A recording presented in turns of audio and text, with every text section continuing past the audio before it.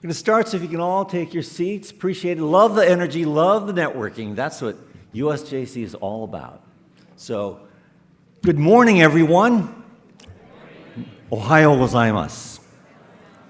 And welcome to the U.S.-Japan Council's signature event of the year, our annual conference. It's our 12th annual conference, and we're back in Washington, D.C. for the first time since 2017. Now, we've got over 600 people registered for this conference, and I'm willing to bet probably about a quarter of you folks out there in the audience are under the age of 40. This is what makes the U.S.-Japan Council so special. We're always focused on grooming the next generation of leaders. And we come from across sectors and across generations. I mean, just this morning, I was going down the elevator, met a young emerging leader whose name was Hiro. Last night, I saw, this morning, Hiro's sitting out there. Forgot your last name, though, sorry. There's so many Hiros, too, you know. Ryuta Fujita I just saw this morning, not far out of college, or Mona Suzuki, just last night at the sponsors' dinner. She just graduated from college. And we got some people who are less young. I saw first-timers, Atsuko Kanai earlier, Tom Kono, Paul Abe. Welcome to all of you. And I hope you feel that energy that we've got here at USJC. It's also exciting to be here in the capital of the United States, Washington, D.C., where the government is still running, at least through the 17th. We were so scared about the shutdown, but we made it. You know, there's just never a dull moment. And we are also, on a more serious note, looking forward to exploring some of the critical issues pertaining to the U.S.-Japan relationship and issues affecting communities in both countries. And by the way, in case you're wondering, in case you've seen the programs and our app and whatever, I am not Georgette Furukawa. She was supposed to be your MC today, and unfortunately, we got word last night that she lost her voice. She's here with us today. I wish you were here because, one, I wouldn't have to do it. But two, she's bubbly, she's got enthusiasm, really exudes USJC's next-gen leadership qualities, but we wish her a speedy recovery. And as for me, I'm a Sansei, originally from Los Angeles. I'm a founding board member of the U.S.-Japan Council dating back to 2008. I was a career journalist until last year when I joined the USJC as an executive. And the one thing where I am new is I'm a fresh, newly minted graduate of USJC's Japanese American Leadership Delegation Program, class of 2023. Thank you. Thank you. It was supposed to be class of 2020, but the pandemic delayed us for 3 years. And when I left my journalism career last year, I thought I'd put down the pen and the microphone for good. No more emceeing, no more moderating. Just a backdoor executive. And here I am. Somehow that microphone keeps creeping back. So David Ono, I don't know if you're sitting here, but remember that. 本日司会の代役を務めさせていただく米日カウンシルのフレッド片山と申します。どうもよろしくお願いいたします。日本語のアナウンスは以上です。母国語のNow, before we get started, I want to let you know that today's programming in the ballroom will be presented in English only, but simultaneous interpretation will be available. Don't worry, it's not coming from me. We've got professionals doing that. So headsets, they're available in the foyer, and the interpretation channel information is available on the screen now. I don't know where the screen is, but, oh, there it is. Channel 2, Japanese. So please, and if you've got a headset, please carry it with you throughout the day, but just one onegai. If you plan to leave the venue, please remember to return your headset to the foyer. And as for Wi-Fi, internet access is available throughout the day. Access information is on this same slide. Oh, there it is. You can see I didn't read the script until last night. And for those taking pictures right now, it'll be soon be on your phones. So I hope you had a chance to enjoy yesterday's programming. I was out there as well. We featured topics ranging from technology to economy to art and the community. As for today, we've got a robust day planned for you with plenary sessions right here in this ballroom. Now, before and after lunch, you'll have the opportunity to select a panel from concurrent breakout sessions. And I know it's really challenging to choose a breakout session. So to make it easier, please take a look at your program booklet and our conference app. There you'll find more details about our programs. And you can also find full bios of all of our speakers on the conference app. Now, to get us started, I'm pleased to welcome to the stage our Washington, D.C.-based co-chair of the U.S.-Japan Council. She is of the board of directors. And Susan Morita recently retired from Arnold and Porter, and she's always so conscientious. She's now studying for her master's degree in social work. So please welcome to the stage Susan Morita.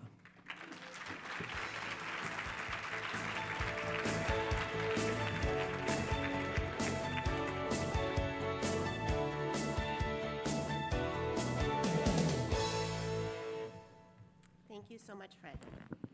Okay, I'm a little shorter. Lights are bright. Okay, good morning, everyone, and welcome to beautiful Washington, D.C. On behalf of my co-chair, Kathy Matsui, Japan Chair Henry Takada, and our board members, thank you all so much for joining us. We are so happy to see everybody. The U.S.-Japan Council's mission is to develop and connect global leaders to promote a stronger U.S.-Japan relationship. The great city of Washington, D.C. has been our headquarters from our inception under the inspiring leadership of founding President Irene Hirono Inoue, Senator Daniel Inouye, Secretary Norman Mineta, and many others. Our operations have since expanded to include significant presences in Tokyo, Silicon Valley, and across both countries. Here in DC, we enjoy fruitful partnerships with our friends in government, our DC-based corporate sponsors, and Japanese American and US-Japan organizations active in the community. These networks, as well as many of our members, partnered with us to bring you this year's fantastic conference programming. And I would just like to express our very sincere and heartfelt thanks to everyone involved. Thank you so much. And USDC values our ability to be a convener, to educate, connect, and collaborate. One of our strongest partners has always been the Japanese Embassy here in DC. And this morning, I have the distinct honor of introducing our first keynote speaker, Ambassador Koji Tomita. Ambassador Tomita arrived during the pandemic and has overseen a very dynamic period. He has had a most distinguished diplomatic career. In addition to serving a previous tour here in DC, he has served as Japan's ambassador to the Republic of Korea and the State of Israel. A scholar, as well as a diplomat, Ambassador Tomita has authored 2 books on British prime ministers, one of which won a literary award. We're so grateful that he has made time for us today, even as he prepares to welcome his prime minister and cabinet officials for APEC in a few days. We would like to thank Ambassador Tomita for his friendship and support and his many contributions to the U.S.-Japan relationship. It is truly my honor to welcome him to the stage.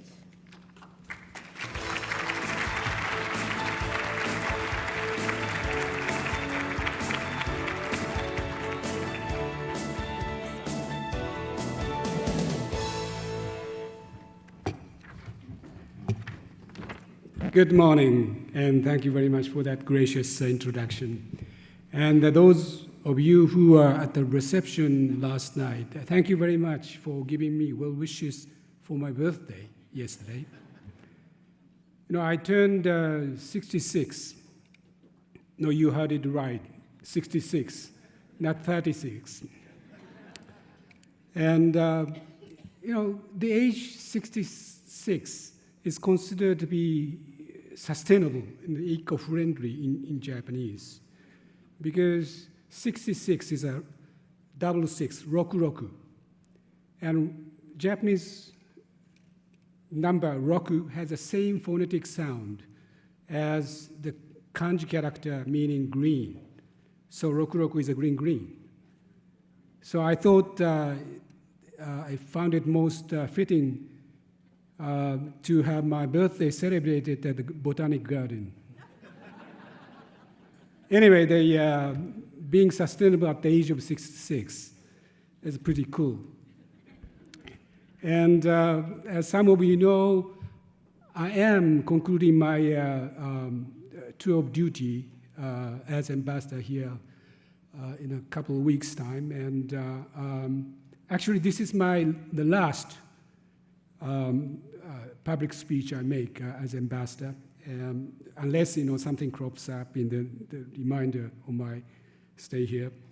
And again, I find it most fitting to conclude my speaking duties with the people in the forefront of the efforts to advance friendship and partnership. So thank you very much, USJC, for inviting me to speak this morning.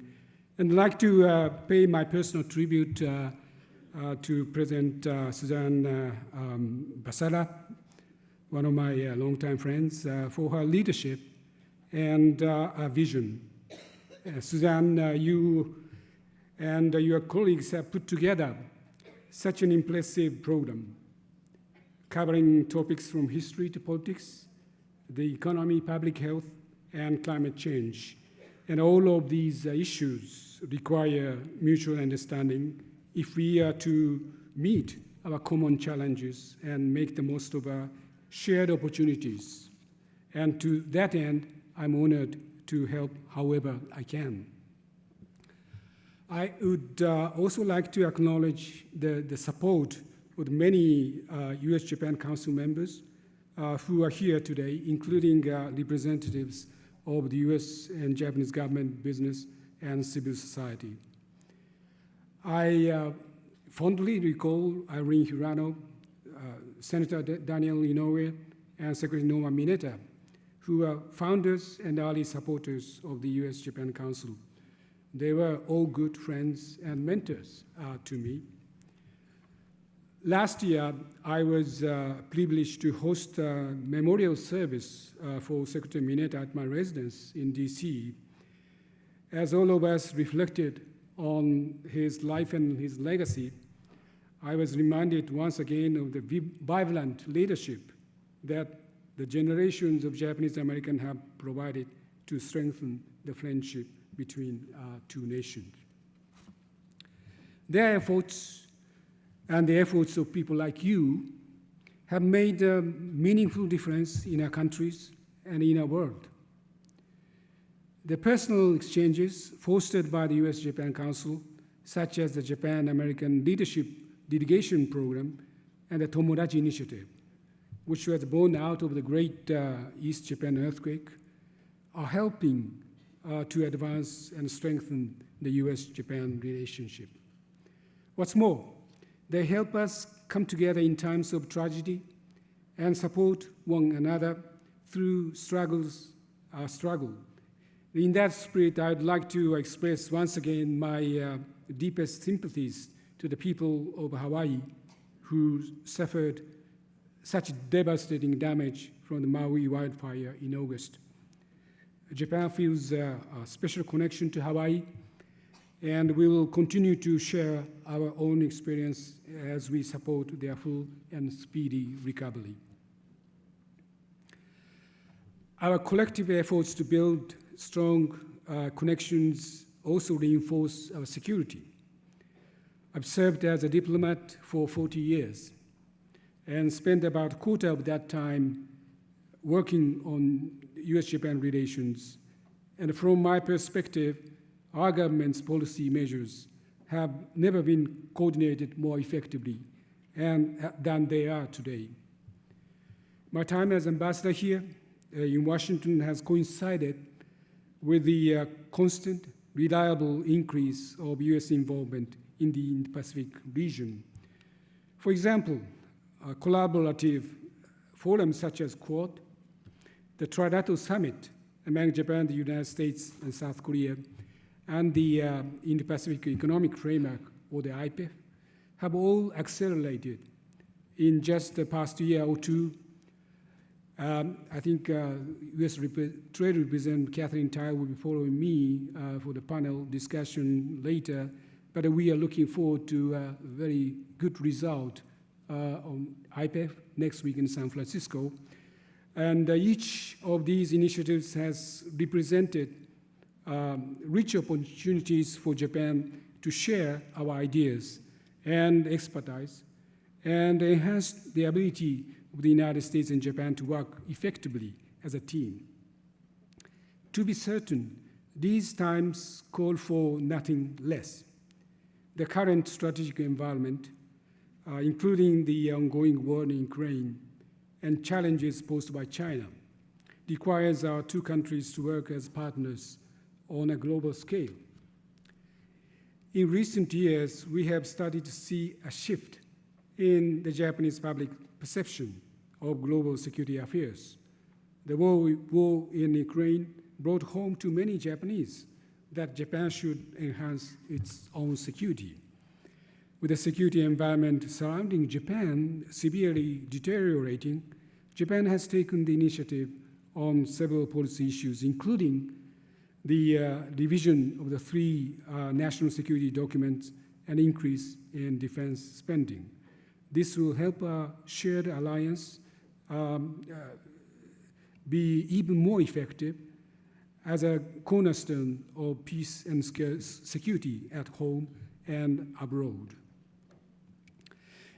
And as we look beyond our region, of course, we are also deeply concerned by the current situations in Israel and Palestine. And I feel this very strong because my previous responsibility as ambassador to Israel.